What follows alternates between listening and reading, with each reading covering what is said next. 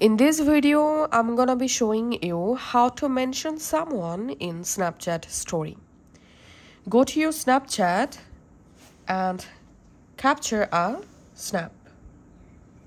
And now, before posting this snap to your story, in this right-hand menu, select sticker. Under sticker, select mention. And now here you will find your Snapchat friends. You can select any of the account or you can select multiple accounts to mention. So I'm selecting this account to mention. And we can see the account successfully add date. You can tap on the name to change mention color. You can also pinch to make the mention text large or small. Now just tap on stories and send the snap to your Snapchat story.